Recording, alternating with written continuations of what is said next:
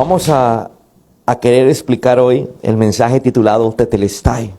Repítalo, aunque usted no sea griego, diga conmigo una palabra griega. Tetelestai. Tetelestai. Bueno, ahora dígale al que está cerca, consumado es. Esa fue la palabra que nos dijeron en español. Pero siempre que la escuchamos, la leíamos o la veíamos en televisión, consumado es, quedábamos así como con un interrogante tan grande, porque no era como tan clara la traducción. Que le digan a uno consumado es, uno dice, bueno, será porque se estaba muriendo. Resulta que Jesús, cuando estaba en la cruz del Calvario, se habla de que él dijo 7 palabras. Dentro de la última que dijo, fue consumado es. Dice que en ese momento tomó el vinagre, ¿sí? El mal traducido vinagre, y ahorita vamos a ver por qué, pero era vino. Dice que en ese momento expiró, ¿sí? Y murió. ¿Por qué Jesús, su última palabra a Dios fue consumado es? Que realmente no fue consumado es, sino tetelestai. ¿Qué quiso decir Jesús? Que hablaba el griego y el hebreo, que eran sus 2 idiomas. Es como vivir en Miami, hablar perfectamente inglés, perfectamente español. En Israel, en la época de Jesús, se hablaba perfectamente hebreo y perfectamente griego, que era el inglés de hoy. El idioma universal de esa época era el griego. Entonces Jesús, como estaba no solamente ante gente judía, él esas palabras las dijo en griego para que todo el mundo las entendiera, incluyendo los romanos, que el idioma de Roma era precisamente, ellos manejaban los 2 idiomas, el de ellos el latín y el griego. Entonces cualquier persona al escuchar el griego, que era el idioma universal, iba a entender lo que Jesús estaba diciendo. Y Jesús no solo estaba muriendo delante de gente judía, sino delante de romanos, delante de gente que no conocía del Dios viviente. Entonces, diga conmigo, tetelestai. Bueno, yo quiero que me acompañes a la palabra en el Evangelio de Juan. En el Evangelio de Juan, en todos los evangelios está esto, pero en el Evangelio de Juan nos va a dar un detalle muy importante. Jesús sabía que su misión ya había terminado. Mira lo que dijo Juan. Juan, que era el discípulo amado, y amado porque era el más cercano a Jesús. Más cercano no porque era familiar, porque Juan no era familiar de Jesús. Era el más cercano porque era el que más se acercaba a Jesús. ¿Sabe? A veces usted dice, es que él es más cercano a Dios. A veces me han dicho, pastor, ¿usted que es más cercano a Dios? No. Escúchame, aquí la cercanía a Dios depende de cada uno de nosotros. Juan era más cercano a Dios que Pedro. Y vemos que Pedro estuvo siempre, y vemos que hablan más de Pedro en los evangelios que de Juan. Pedro era el discípulo que terminó como llevando la batuta, llevando la palabra. Pero Juan era el discípulo amado de Jesús, y esas palabras salían del mismo Jesús. Jesús decía que ese es mi discípulo amado. ¿Por qué? Porque Juan se acercaba como un hijo se acerca a un padre. Juan se acercaba con toda confianza. Cuando vemos el cuadro de la última cena, pintado, si no me equivoco, por Da Vinci, vemos a uno de los discípulos así recostado a Jesús. Ese Juan. Eso lo extrajo él porque sabía que Juan era el que buscaba más a Jesús, estar más cerca a Jesús. De pronto usted me dirá, pastor, yo no soy muy meloso. Yo no soy mucho de tocar, de mimar. Si usted dice eso, yo soy peor que usted. Pero eso no quiere decir que uno no se pueda acercar a su Padre, acercar a su Dios, ¿sí? Y dejar esa falsa intercomunicación en donde tengo que buscar un intermediario. Hay gente que busca un intermediario para llegar a Dios, y no quiero detenerme en detalles de qué es un intermediario para buscar a Dios. Pero hay gente que me dice, pastor, órele usted a su Dios. No, es que si usted se acerca a Dios, usted puede ser ese discípulo amado, esa persona amada del Señor. Y Juan escribe, Jesús sabía que su misión ya había terminado. Diga conmigo, su misión había terminado. ¿Entendemos cuál es la misión de Dios? Ese es lo que hoy me voy a tomar el trabajo de hacerlos entender cuál era la misión de Dios. ¿Por qué? Porque resulta que muchas veces nosotros decimos creer en Jesús, pero ¿en qué tipo de Jesús crees tú? ¿El que tú has acomodado a tus creencias? ¿O el Jesús de la Biblia? Porque el Jesús de la Biblia vino a hacer algo muy específico y a veces no entendemos. Sí, sabemos que murió en la cruz, pero no entendemos, y como no lo entendemos, no lo interiorizamos, y como no lo interiorizamos, no cambiamos. Y cuando te digo de cambiar, no es que te cambies de ropa, que ahora te vistas diferente, que ahora que aparezca seguidor de Cristo, porque el seguidor de Cristo no es por la apariencia, el seguidor de Cristo es por lo que ha creído. Amén.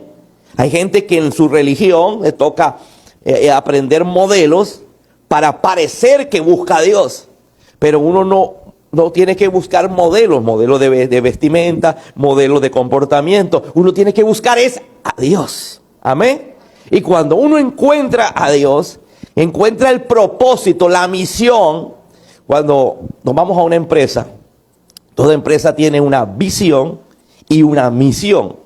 La visión es para dónde va la empresa y la misión es todo lo que tengo que hacer para que lo que la visión dice se cumpla. Entonces, ¿hacia dónde va proyectado el Señor? Entonces, ¿qué vino a hacer Jesús? Todo lo que se necesitaba para que la visión se cumpliera. ¿Cuál es la visión de Dios? Verte a ti, verme a mí en la vida eterna. Diga conmigo, esa es la visión.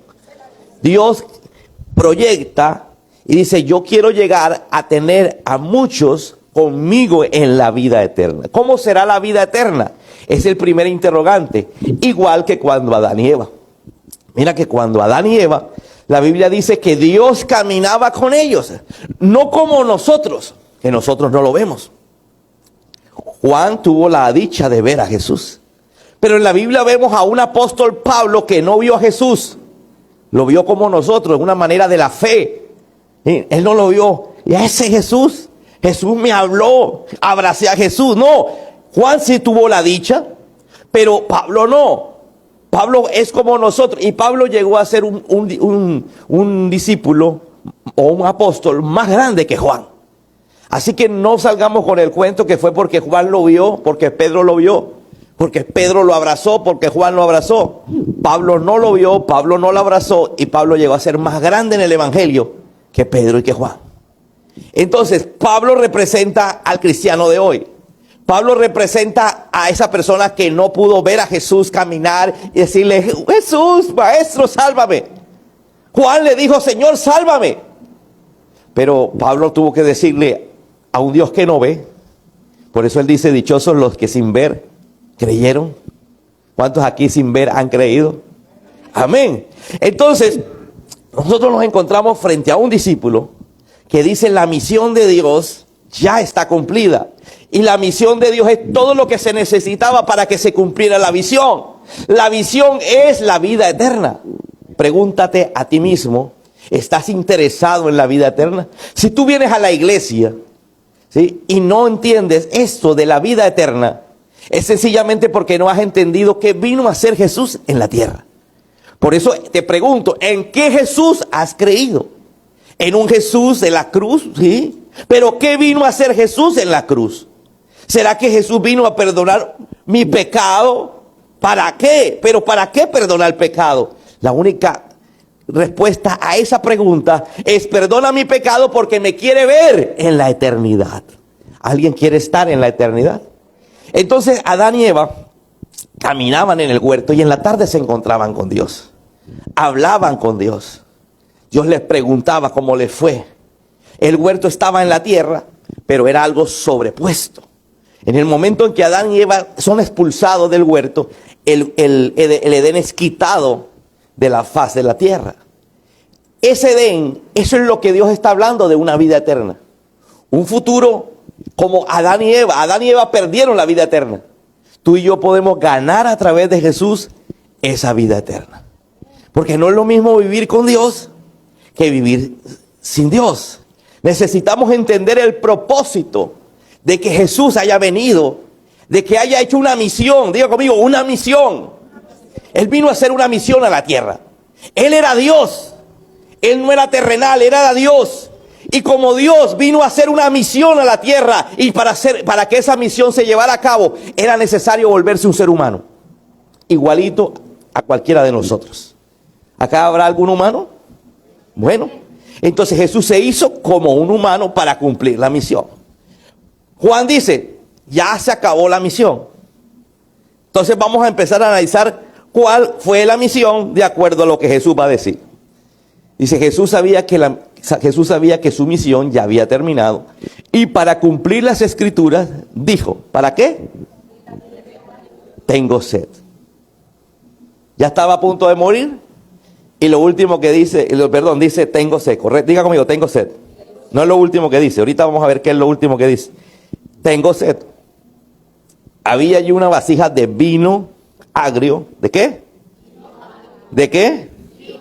Bueno, algunas traducciones, recuerda que nosotros leemos la Biblia en traducción. Algunos dicen por ahí, es que la Biblia tiene errores. No, la Biblia no tiene errores, el que tiene errores fue el bruto que hizo mal la traducción. Pero el que hizo la traducción no es Dios. No sé si me estás entendiendo. Dice la Biblia que hombres inspirados por el Espíritu Santo hicieron la Biblia. Pero lo hicieron en un idioma que no es ni el tuyo ni el mío. ¿Correcto? Entonces ahí empieza el debate de muchos ateos diciendo, es que la Biblia tiene errores, y te lo muestra. Y mira aquí esto, aquello. Una cosa es que haya un error de traducción. Otra cosa es que haya un error real. Entonces, en esta parte la Biblia me dice vino porque la puse en la versión nueva traducción viviente, pero en muchos te dice vinagre. Y usted ha visto en las películas vinagre. ¿Para qué le van a dar vinagre a Jesús? Alguien diría, pero es que vinagre, si tiene sed, ¿por qué le dan vinagre? Dice, le pusieron en una, vamos a devolvernos para leer la idea completa. Había allí una vasija de vino agrio. ¿Había qué? Una vasija. Quítale vino agrio y pon vinagre. ¿Para qué van a tener una vasija de vinagre ahí, en medio del sol, del calor, unos soldados romanos? Porque los que le dieron vinagre, supuestamente al Señor, eran soldados romanos. ¿Para qué iban a tener vinagre? ¿Es que se iban a poner a hacer aseo? No, pastores, que después cuando ya bajaran la cruz la iban a limpiar. Ellos una vez muerto Jesús, se fueron y dejaron a Jesús ahí colgado. Tuvo que ir un José de Arimatea a pedir permiso a Poncio Pilato para poder bajarlo de ahí. Ese era el vino con que ellos se refrescaban. Era el vino que ellos tomaban mientras esperaban que este señor se muriera. Entonces Jesús dice, tengo sed, y le dan vino. Y alguien me dirá, pastor, Jesús no podía tomar vino. ¿Pero qué simbolizaba tomar vino en ese momento?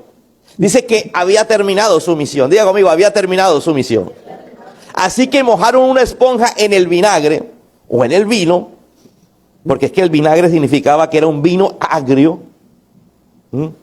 Le pusieron en una rama de hisopo y la acercaron a los labios de Jesús. Después de probar el vinagre, Jesús dijo, todo está cumplido. Diga conmigo, todo está cumplido. Pero Jesús no hablaba español. Otra versión dice, consumado es. Pero en la versión original dice, tetelestai. ¿Cómo dice? Aprenda una palabra en griego y ahorita la explicamos. Ya mi esposa la explicó un poco. Vamos a ampliarla. Diga conmigo, tetelestai. Entonces inclinó la cabeza y murió. O sea, entregó su espíritu y murió. Veamos esa escena. Esa escena me muestra que Jesús tomó vino. ¿Sí? La última palabra fue tetelestai. Pero la octava, eran ¿cuántas? 7. Entonces la sexta palabra fue, tengo sed. ¿Por qué le dieron vino? Vamos a ver. Yo quiero irme a Ruth capítulo 2, versículo 14. En la Biblia dice que después, a la hora de comer, Booz la llamó. Booz era, él terminó siendo 14 generaciones antes el tatarabuelo de Jesucristo. Booz dice que llamó a Ruth y le dice: ven aquí y sírvete la comida. ¿Puedes mojar tu pan en qué? En vinagre.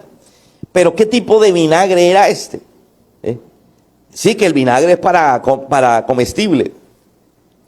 Ahora, si nos vamos a la cultura de Israel, que es un poco parecida en comida a la cultura árabe, en comida, no en otras cosas, te das cuenta que el vinagre, lo que se llama vinagre, es muy diferente a lo que nosotros manejamos como vinagre. Le echamos un vinagre al pan y queda exquisito. Yo estuve en la Nena Lela hace 2 días, un día, y me sirvieron 2 platos para mojar el pan esponjoso, el pan sin levadura, y eso era riquísimo. Yo lo metía, y se acabó rapidito, se me acabó el cosito ese antes que el pan. Entonces, esto se usaba también para la comida. Era algo muy delicioso, de modo que Ruth se sentó junto a los cosechadores y Booz le dio de comer grano tostado. Vamos a pasar, ella comió todo lo que quiso hasta que sobró. Ahora pasemos a otra cita bíblica en el libro de Números, donde vamos a ver un poco más de este tipo de vinagre o de vino. Dice así el capítulo 6, da al pueblo de Israel las siguientes instrucciones. Dios le da las instrucciones al pueblo de Israel. Si alguien del pueblo, sea hombre o mujer, hace el voto especial de Nazareo, consagrándose al Señor de manera especial. Diga conmigo, hay gente que en la antigüedad se consagraba al Señor de manera especial. ¿Correcto? Dejará vino y otras bebidas alcohólicas. No usará vinagre hecho. Aquí ya te lo solucioné el problema. Aquí la Biblia sí me dice que el vinagre era hecho de qué. Era ese tipo de vinagre hecho de vino. ¿Correcto? Entonces encontramos, y dice, no podrá tomar vinagre hecho de vino ni otras bebidas alcohólicas. El que tenía ese voto, no beberá jugo de uva fresca ni comerá uva o pas. ¿Por qué? Porque estaban fermentadas, ¿correcto? Pero Jesús había terminado su misión. Diga conmigo, había terminado su misión. ¿Qué hace uno cuando termina con éxito algo? Vamos a celebrar. Por eso tenía que cumplir la palabra. Él estaba de celebración. La celebración iba a ser corta porque iba a morir. Y necesitaba vino para celebrar. Mira, aquí te estoy rompiendo un montón de cosas, de dudas que tenía. Lo último que hizo Jesús antes de morir fue celebrar. ¡Aló! Por eso dijo, tengo sed, y para que se cumpliera la escritura vinieron los soldados romanos y mojaron una esponja, como él estaba por allá arriba, una esponja con una lanza así, para que él mojara sus labios con vino hecho de vinagre. Así que dile que está a tu lado, Jesús celebró. ¿Por qué celebró antes de morir? Porque ya había cumplido su misión. ¿Y cuál era su misión? Tetelestai. Vamos a ver qué significa tetelestai. Cuando nos vamos al griego, vámonos primero a nuestra sociedad. ¿Se acuerda cuando usted compra algo? ¿Qué es lo primero que usted quiere cuando usted compra algo y que de pronto lo ha pagado a cuotas? Que le pongan el sello de cancelado, ¿cierto? Nos interesa mucho el sello de cancelado para que después no vayan a salir con el cuento que debemos. ¿Sí? El paz y salvo, lo que llamamos paz y salvo, ¿cierto? Eso lo hacemos cuando debemos. Cuando tenemos una culebra de esas, entonces pagamos. El día que nos ponen el sello, ese sello sí nos gusta, ¿verdad? Que nos pusieron, tácate, cancelado. En los griegos, en ese tiempo, la palabra tetelestai significa la deuda está cancelada. Diga conmigo, la deuda está cancelada. Entonces, ¿cuál era la misión de Jesús? Cancelar una deuda. Dile que está a tu lado, estabas enculebrado y no sabías. Dile, estabas enculebrada y no sabías. La misión de Jesús, mira, la Biblia es tan fácil siempre y cuando la veamos desde el punto de vista de ellos. Yo no la puedo ver desde el punto de vista de un colombiano, porque yo tengo que entender idiomas, tengo que entender formas de la época, forma, cultura. Ellos hacían las cosas era porque allá era diferente a nuestra cultura. Yo no puedo venir a leer la Biblia y entenderla a lo moderno. Tengo que irme a lo que ellos estaban pensando, sintiendo y haciendo en ese momento. Entonces, veamos lo siguiente. Diga conmigo, tetelestai. La deuda fue cancelada. Ahora pregúntate, ¿cuál deuda, pastor? Porque habrá alguno aquí que gracias al Señor dice, yo no tengo deudas. Te felicito.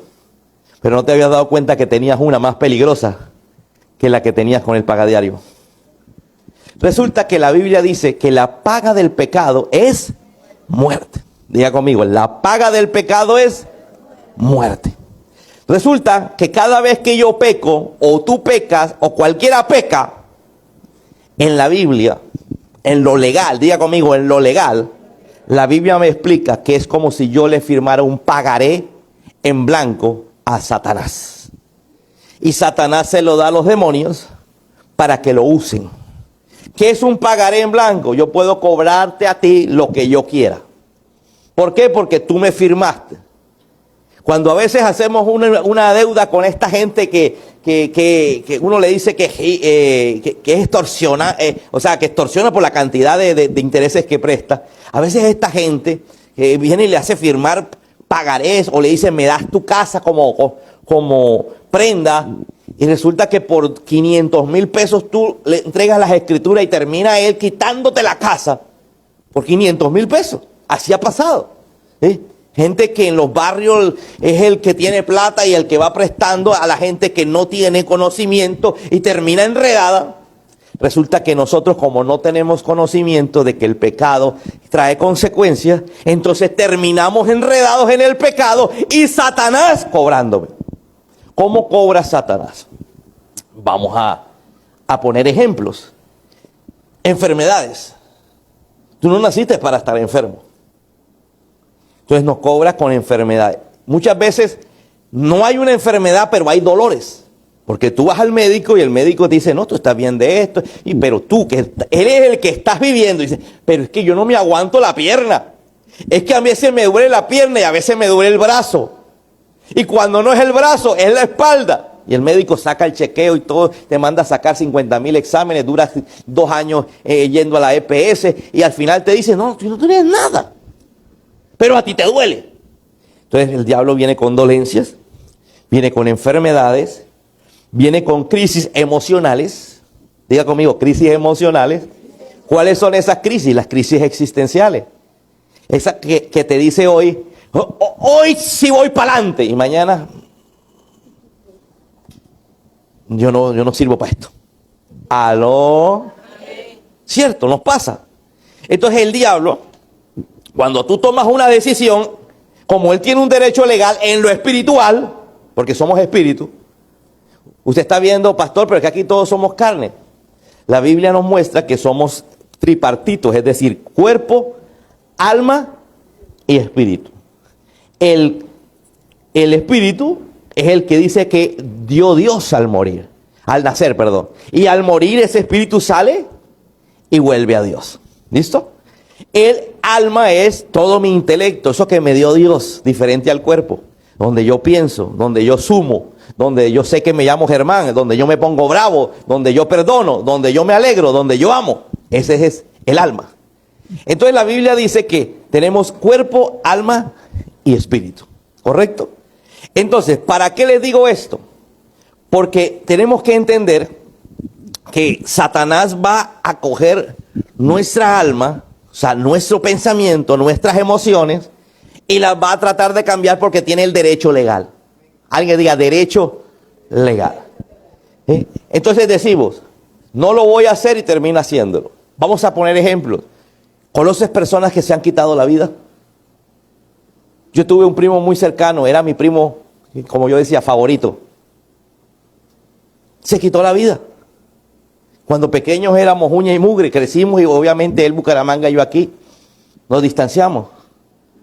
Pero una vez que nos vimos en San Andrés, hablábamos y yo decía, este muchacho tiene un montón de cosas raras.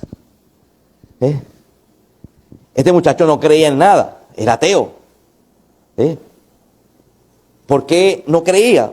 Porque veía que su papá era muy creyente, pero es de ese tipo de creyentes que no tienen una relación con Dios, sino una creencia. Y decía, bueno, creo en Dios y todo es Dios, todo era Dios. Porque mi tío político, todo era Dios. Pero Dios no le veía por ningún lado. ¿Correcto? Entonces el Dios de él era la plata, el Dios de él era que tenía posición, el Dios de él era que era don fulano. El Dios de él era que yo ofendo porque soy don fulano, porque yo vengo de abajo, porque yo no tenía y ahora soy. Entonces su hijo, que era mi primo, se aleja mucho de Dios. Y yo lo empiezo a ver con comportamientos raros, pero eso solamente fueron cuestiones de 2 días que estuvimos en San Andrés, porque de resto, como te digo, fuimos los primos más adorados, mientras estuvimos en el colegio, mientras estuve yo viajando a Bucaramanga. Ya después de eso, no nos volvimos a ver. Y cuando lo vuelvo a ver, ya es un adulto, ya es una persona que lo veía muy raro. Y un día me llaman y me dicen, Hernán se colgó con una cuerda en la casa, porque ellos tenían una casa que acaban de desocupar, porque se mudaron a un apartamento. Y aprovechó esa casa y se fue y dejó una notica diciendo a quién culpaba. Obviamente culpaba a su papá. Pero la pregunta ahí es, ¿quién le hablaba? ¿Cuánto tiempo pasó para hacer eso? Unos psicólogos dicen que una persona no hace eso de la noche a la mañana, lo va pensando. Es más, mi tía me dice que el día de su cumpleaños le dijo, tía, ella cumple un 5 de enero. Él murió como en febrero o finales de enero, ¿sí? Enero 27. Y muere el día del cumpleaños de su mamá, de mi tía. Él le dijo, tía, yo me voy a morir. Entonces ya él iba planeando. ¿Quién le habla a la mente de una persona en ese momento? ¿Y con qué derecho? La pregunta sería, ¿con qué derecho? Con el derecho del pecado. Ya conmigo, el pecado. Entonces hay personas que son manipuladas a extremos por el diablo, por los demonios. Hay otras que no son manipulados a los extremos, pero están siendo manipulados sin saber que están siendo manipulados. ¿Por qué te va mal si tú te esfuerzas? ¿Por qué la relación no funciona si tú te esfuerzas? Oye, ¿por qué? Una cosa es el flojo y otra cosa es el trabajador. Porque a ti te sale todo mal, yo no sé cuántos sienten que les sale mal a pesar de que ponen todo su empeño para que las cosas salgan bien. ¿Aló? ¿Quién está detrás de todo eso? El derecho legal que tiene el diablo con mi pecado. Entonces tú planeas tu vida y te das cuenta que por más que planeas tu vida, hay más problemas para llegar a ese estilo de vida. ¿Correcto? Entonces, esto no tiene que ver con que creas o no creas. Esto tiene que ver con que el pecado da el derecho legal a cristianos o no cristianos, ateos o no ateos. Porque es que el derecho legal no es para los cristianos. No, que el diablo tiene el derecho legal de molestarte, no. Al que no cree también tiene derecho legal, aunque no crea. Porque una cosa es que crea o no crea, eso no tiene nada que ver con que el diablo está y existe. ¡Aló! Oh, pastor, yo no creo en el diablo, entonces ¿por qué crees en Jesús? Si Jesús fue el que habló del diablo, Jesús fue el que habló del infierno. En la Biblia no se había hablado de infierno, de cielo, hasta que aparece Jesús. Entonces, ¿en qué tipo de Jesús crees tú? Uno acomodado, si el Jesús que yo conozco en la Biblia es el Jesús que habló de echar fuera demonios. Él echaba fuera demonios. Dice que la gente endemoniada le llevaba a su familia a Jesús para que Jesús la liberara. ¿Aló? Dice que una mujer encorvada por 30 y pico de años, dice que fue llevada a Jesús y cuando Jesús le hace la liberación, la mujer inmediatamente queda recta. Imagínate, el demonio estaba ahí en la espalda y la hacía trabajar, ¿qué? O caminar más bien, así. ¿Aló? Había un hombre que dice que andaba desnudo por las calles y cuando Jesús le hace la liberación, dice que en sano juicio viene cambiado delante de Jesús y dice, Jesús, te voy a seguir. Un paralítico, un ciego y mudo. Dice que no podía ver, no podía hablar y Jesús le echa fuera el demonio. Y el ciego ve y el mismo mudo, porque era el mismo mudo, habló. ¿A qué se debe esto? Si creemos en Jesús. Entonces hay un derecho legal del diablo para poder hacernos la vida infeliz. Todos estudian para que ese estudio les haga un profesional y esa profesión les vaya bien. Pero a veces las cosas no van bien. Tú te enamoras, nadie se enamora para decir, bueno, dentro de tanto nos separaremos, seremos los más odiados del mundo. No, tú te enamoras con una finalidad de ser felices y van al altar para ser felices, pero se dan cuenta que no están siendo felices. ¿Te acuerdas que Edgar Perea decía, sean felices? Edgar les dice. Pero resulta que del dicho al hecho hay mucho trecho. ¡Ay, qué familia tan linda! Y el único que sabe es la guerra. Mira, la guerra en tu casa es peor que la de Palestina con Israel. ¿Aló? El conflicto que tú vives en tu corazón. Porque tienes rabia con tu papá o con tu mamá o con tus hijos o con tu hermano o con... Ese conflicto es peor. Mira, ahorita viendo mi esposa estaba viendo una serie de ese conflicto, de el daño posguerra, o sea, el daño postraumático que vive esa gente. Niños que estuvieron en medio de una explosión, de un misil, dice que quedan traumatizados. Pero a veces a ti no te ha caído un misil, pero quedaste traumatizado con tu mamá. Quedaste traumatizado con tu papá. Aló, quedaste traumatizado con lo que te dijeron tus hijos. ¿A dónde te ha pasado? O quedaste traumatizado, este es el trauma más común, con tu marido o con tu mujer. ¿Por qué? Porque pasan cosas, se dicen cosas y queda un trauma. ¿Aló? ¿Por qué? Porque el diablo aparece en un derecho legal. Yo lo quiero volver así. ¿Qué dice Jesús acerca de Satanás? Que Satanás vino a matar, a robar y a destruir. Diga conmigo, a matar.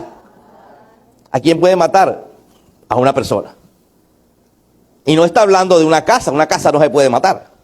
Matar, robar, y no está hablando de robar la casa. Está hablando de una persona. Robar tus ilusiones, robar tus emociones, porque tus emociones son robadas. ¿Cuántos cuando niños hicieron planes para cuando grandes? Yo creo que todo, ¿verdad? ¿Cierto?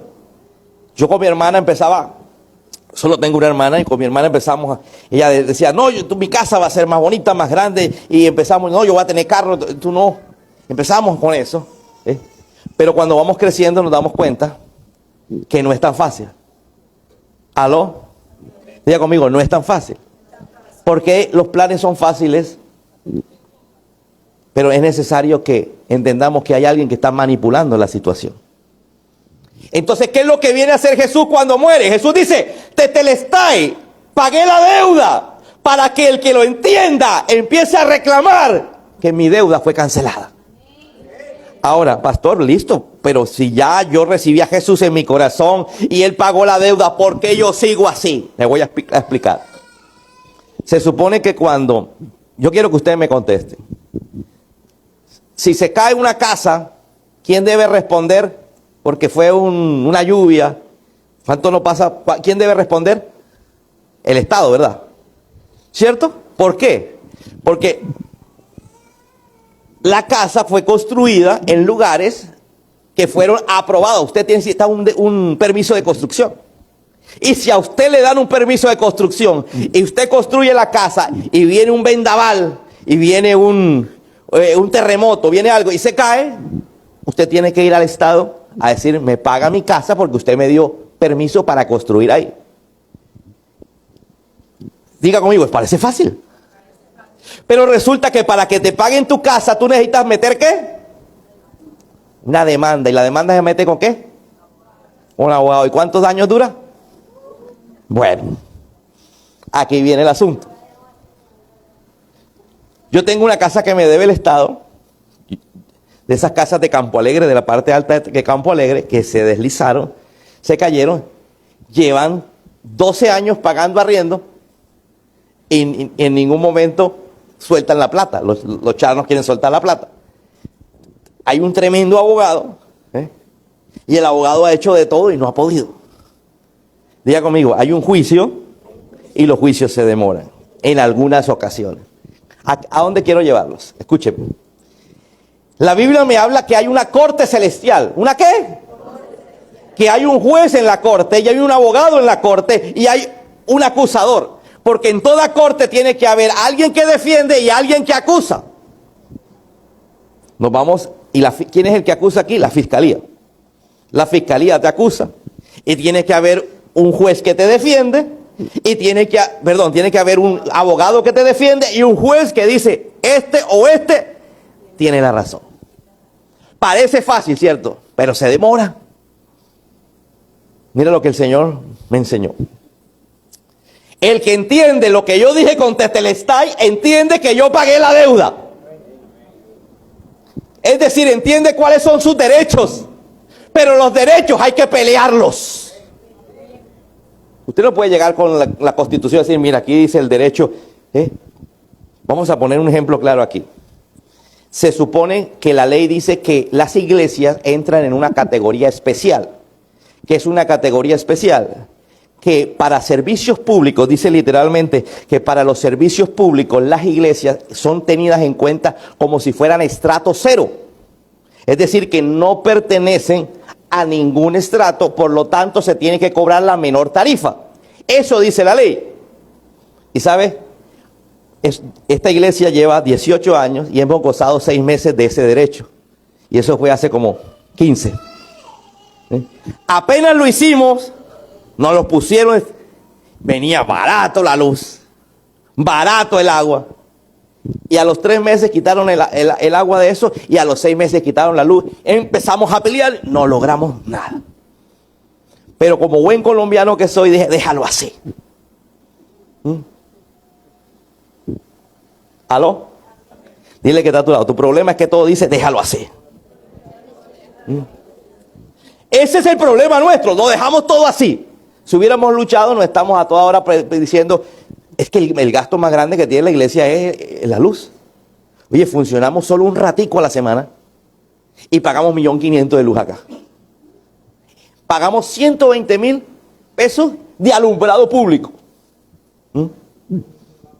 ¿Ah? Mira esa cosa. Entonces, ¿qué quiero decir? Que si yo entiendo la palabra, no solamente voy a usar esta palabra, sino debemos empezar a usar nuestro derecho, aunque se demore. La Biblia me habla que hay cortes celestiales. Diga conmigo, corte celestial. Y a la corte celestial, el acusador. ¿Qué dice Apocalipsis? Que el diablo es el acusador por excelencia. Y un día vino el diablo a la corte donde estaba Jesús y dice que se apareció en el cielo y le dijo a Jesús, mira, ¿no has considerado allá a tu siervo Job en la tierra? Y el diablo Jesús le dijo, no tienes con qué acusarlo. ¿Aló? No tienes con qué acusarlo.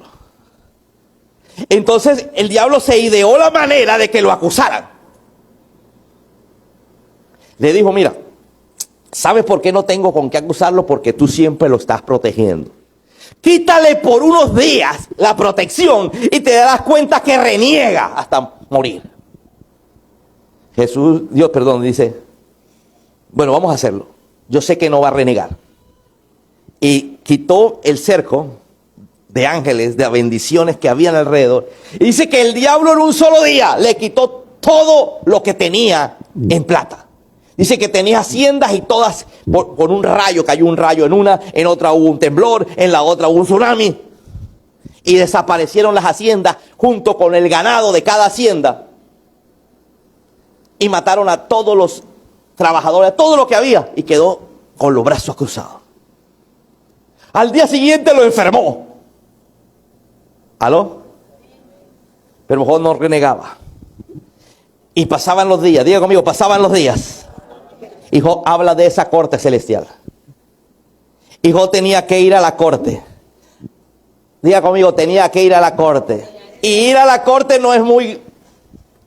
Uno dice, yo sé que voy, pero no lo resuelvo hoy. Pero lo voy a resolver. ¿Cuántos conocen personas insistentes? Y te voy a poner el ejemplo más grande que puso Jesús. Jesús dijo, digamos que hay una mujer que tiene un hijo que está siendo injustamente acusado. Jesús dijo esa parábola, dijo, y si esta mujer se va y busca al juez y le ruega insistentemente que el juicio salga a favor de su hijo, ¿qué crees que va a hacer el juez? Y empieza a contar la parábola y dice que esta mujer todos los días dice que importunaba al juez. Ya el juez no sabía por dónde salir, porque estaba la mujer esperándolo. ¿Aló? El día del juicio todavía no se sabía qué día era, pero ella estaba ahí. Y cuando llegaba el juez a la casa, ella estaba ahí esperándolo. Dice que el juez se sintió tan incómodo que le dijo, señora, mire, ¿qué hago para que usted me deje en paz? Le dijo, mire, señor, si usted juzga en favor de mi hijo, yo lo dejo en paz. Pero si el juicio sale en contra de mi hijo, todos los días me va a tener ahí. Dice que llegó el día del juicio y el juez dio libertad al hijo de esta señora. Y ahí cierra Jesús la parábola. ¿Por qué dice esto? Porque es que el problema de nosotros es que nos damos por vencidos muy pronto. Es que esta relación no funciona. ¿Cómo va a funcionar si tengo un montón de pecados que utiliza el diablo? ¿Para qué? Para distanciar a la pareja. ¿Aló? ¿Cómo va a funcionar relación padre a hijo si hay unos pecados que el diablo utiliza? Pastor, pero entonces, ¿quién no peca? Ahí está el asunto. Jesús dijo, pagué la deuda. Pero el diablo es el acusador y cada rato va y acusa. Y dice, espérate, pero es que él no se arrepintió de esto. ¿Aló? Espérate. En la Biblia va y le dice al juez, el juez es Dios, espérate que tú dices en tu palabra que las maldiciones vienen de generación en generación, hasta la tercera o cuarta generación. Y en esa casa nunca se han arrepentido del abuelo brujo que tuvieron. Una vez me lo dijo el Señor así en oración. Es que tú tuviste un abuelo brujo. Era el bisabuelo, es decir, tercera generación. Nadie me ha pedido perdón por el montón de pecados que hizo ese señor. ¿Aló? Mi mamá me cuenta que cuando iba a la casa de él, que era su abuelo, el abuelo de mi mamá, dice que pasaban duendes. La única parte donde ella vio duendes era en la casa de él. Y en ciertos momentos empezaban a caer piedras sobre esa casa. Y dice que ella se asomaba a la puerta, a la ventana más bien, y veía que nadie las tiraba, es decir, las piedras salían solas. Piedras sobre. ¿Por qué? Porque este señor un día dijo, no voy más con Satanás. Y Satanás dijo, no te suelto. Y no lo soltó. Entonces aparecían piedras. Y ella veía que el hombre invisible las lanzaba. Entonces, ¿qué pasa? Yo tengo que ir a la corte y tengo que demostrar que mi pecado ha sido perdonado. Y no solamente diciendo Jesús ya perdonó mi pecado, sino yendo al momento y pedir perdón. Porque para que mi pecado sea perdonado, me es necesario confesar el pecado. No hay pecado perdonado si no lo confieso. ¿Alguien me está entendiendo? Ese es el problema de todos. Queremos que el Señor nos perdone los pecados, pero no lo confieso. Yo tengo que confesar mis pecados, los pecados de mis padres. O sea que si yo pido perdón por los pecados de mi papá, ¿mis papás van a ser salvos? No. Tú estás pidiendo perdón por los pecados que el Espíritu Santo te muestre de tus papás, porque están afectando tu vida. Amén. Estás pidiendo perdón por los pecados de tus abuelos, no porque tus abuelos van a ser salvos, porque ya generalmente pueden estar muertos, sino porque sencillamente están afectando tu vida. ¿Aló? Entonces, como ya sé cuál fue la misión de Dios, pagar la deuda que yo tenía con el diablo, ahora yo tengo que coger eso e ir a la corte cada rato con mi abogado. Diga conmigo, la palabra dice que el abogado es Jesús. Dice, si alguno pecare, dice la Biblia, abogado tenéis para con el Padre? ¿Para con quién? Porque el papá Dios, es el juez. Abogado tenéis para con el Padre, Jesucristo el justo. Ahora, quiero preguntarte una cosa. Si usted ha visto películas, se da cuenta que entre el acusado y el abogado se crea una buena relación. ¿Por qué? Porque es necesario que el abogado sepa hasta lo mínimo. ¿Estamos o no estamos? Si quieres ser defendido, tú le tienes que decir exactamente cómo fue el crimen. Una de las cosas que piden los abogados es déjame las embustes. Los embustes para allá, conmigo, claro. Porque si yo no sé cómo pasaron las cosas, no te puedo defender. Porque si no inventamos una defensa y después te salen con le añaden algo la fiscalía añade algo y quedamos listos. Entonces tiene que ser la persona abierta con su abogado, transparente con su abogado. ¿Cuántos tienen un abogado llamado Jesús? Ahora te pregunto, ¿qué tan transparente eres con él? ¿Aló? Al abogado hay que pagarle, ¿cierto? Porque si no te ponen uno ahí de machuchito, de oficio, que está aprendiendo apenas. ¿Cuánto necesitan a Jesús? La Biblia dice que Jesús, cuando fue a la cruz del Calvario, Él pagó nuestros pecados en la cruz del Calvario. Y para yo devolverle eso, tengo que hacerme siervo de Él. Porque no tengo cómo pagarle. Entonces terminamos siendo siervos. ¿Qué es un siervo? Alguien que le obedece a su Señor. ¿Qué dice la Biblia que debe pasar con Jesús? Que Jesús se tiene que convertir en mi Señor y mi Salvador. ¿Aló? Y Jesús contó una parábola acerca del tema. Dijo, ¿qué siervo se sirve su comida sin antes haber esperado que su amo llegara? Y cuando su amo llega, le sirve la comida y espera que su amo termine de comer. Y solo cuando el amo le dice, listo, ya recoge y vete a dormir, se irá a dormir. Y resulta que nosotros vivimos una vida a nuestro antojo, lo que se me dé la gana. Y el Señor diciendo, yo quiero que el domingo estés conmigo. Yo quiero que el jueves venga. Yo quiero que oremos juntos a las 9 o 10 de la noche del viernes, por ponerte un ejemplo. Yo quiero que tú eso no lo hagas. Porque cuando empiezas a caminar con el Señor, Él te habla a tu corazón. Y hay cosas que tú sabes, pero te gusta preguntar para ver si alguien te dice que sí. ¿Aló? Y empiezas a preguntar. Y vienes y sacas una cita con el pastor para preguntar lo que ya sabes que no debes hacer. Una vez aquí teníamos 3 pastores en consejería. Y la gente, yo veía que pasaba por los 3. Yo dije, que algo raro pasa. ¿Sí? Y resulta que era que si venían al primero y el primero le decía, si vienen a uno le va a hablar por la Biblia. ¿Qué hago? Mire, la Biblia dice esto y esto y esto para este caso. Como no le gustó, entonces pedía la cita con el otro. Porque usted sabe que la gente para lo malo está buscando aprobación. ¿Cierto? Entonces iba ante el otro. Pero yo tenía un pastor que era como muy abierto porque él también andaba como cachuleto. Entonces este le decía, sí, hágalo eso.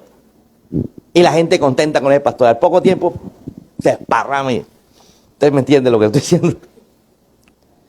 Entonces, el problema de la gente es que va donde la gente a que le diga si lo puedo hacer o no lo puedo hacer. Cuando tú empiezas a caminar con tu abogado, como tu Señor, como tu Salvador.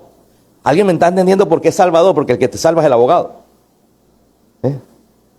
Entonces, tú sabrás qué hacer o no hacer. Porque toda persona que está siendo juzgado le pregunta a su abogado, ¿puedo hacer esto o no puedo hacer esto? ¿Aló? Entonces tienes una relación con Jesús. Y esa relación es suficiente. Tú sabes cuando estás haciendo algo malo y el Señor por dentro te dice no lo hagas, no necesitas que la voz aparezca. ¿Alguien vio un programa por allá, donde salía un diablito y un angelito? ¿Sí? Y en los muñequitos también, en Tony y Jerry le aparecía, en los Picapiedras también. A esa sí no la vi. Eso le pasa a todo el mundo.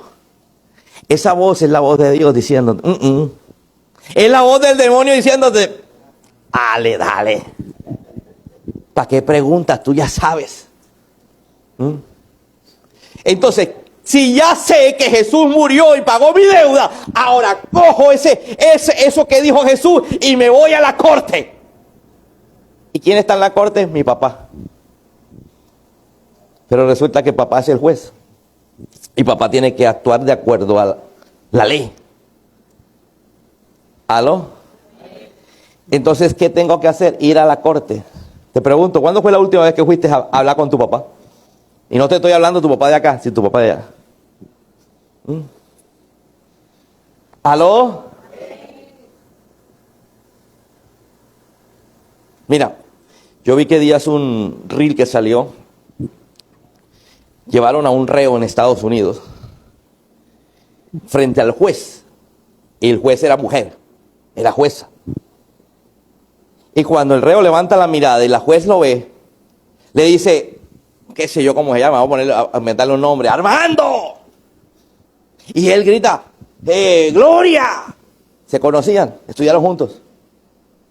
El bachillerato, la secundaria, como le llaman a ella. Entonces ella se acerca. Dice, ¿tú qué haces acá? No, lo que pasa es que tuve un problema, me fui desviando, pero si tú eras el mejor alumno, tú eras la mejor persona, sí, pero es que me uní a unas personas y mejor dicho, mi vida ha sido un desastre. Mira, vamos a hacer una cosa. Si tú me prometes, porque yo te conocí, fuiste mi mejor amigo en el colegio, que vas a cambiar, yo te ayudo acá. Y ella dilató los juicios. ¿Para qué? Para ver el cambio primero. No es que le dijo enseguida, salte. Y él después, esto se volvió una historia de la vida real, donde él después le da gracias a la juez, a su amiga, porque gracias a que ella creyó en él dijo, yo no voy a defraudar a mi amiga. Entonces mira lo que es importante tener una relación con el juez. Te pregunto, ¿has ido a hablar con tu juez, con tu papá? Él está sentado en la corte celestial, en el cielo. El diablo dice en la Biblia que llega todos los días a acusarte. Escúchame, todos los días. Lee el libro de Job y te das cuenta que todos los días aparecía el diablo allá en el cielo hablando con Dios, diciéndole, mira que Job tal cosa. ¿Aló? Pero si yo ya sé que él murió en la cruz y pagó mi deuda, yo me voy a juicio hasta lo último. Amén. Si él pagó mi deuda de enfermedad, porque la Biblia dice que él se llevó mi enfermedad. La Biblia dice que él murió con una corona de espinas. ¿Cuántos saben que él murió con una corona de espinas? ¿Y usted sabe por qué él murió con una corona de espinas? Por algo tan sencillo. Cuando Adán y Eva pecaron, Dios les dijo, ahora vas a trabajar y te vas a ganar el pan con el sudor de la frente. Vas a sembrar, pero vas a recoger espinos y cardos. ¿Qué es lo que tienen los espinos y los cardos? Espinas. ¿Aló? ¿Por qué Jesús muere con la corona de espinas? Porque estaba llevando en la cruz la maldición financiera. ¿Aló? Para ti que dices que estoy endeudado y no puedo salir de la deuda. Para ti que dices que llevo unos años de pobreza. Escúchame, él cuando dijo, ya cumplí. De Telestai te estaba diciendo, mira, tengo una corona de espinas y me llevé consigo la maldición. Pero pasa el tiempo como cristiano, vienes a la iglesia, no pasa nada. Es que te toca ir a la corte. Alguien que entienda que tienes que ir a la corte. Y a la corte se va en oración. Amén. Me voy con mi abogado. ¿Cuántos están entendiendo? Es un derecho legal. De aquí la mayoría harán, ya me cansé, pobre me muero. Ya el médico me dijo que esta enfermedad no, me muero con la enfermedad. Ya definitivamente esta relación no funciona. Si tú te quieres dar por vencido, date por vencido tú. Pero va a haber otro grupo que van a ir a la presencia del Dios poderoso con su abogado Jesucristo, que es su Señor y Salvador. ¿A qué? A reclamar lo que es suyo. Amén. Amén.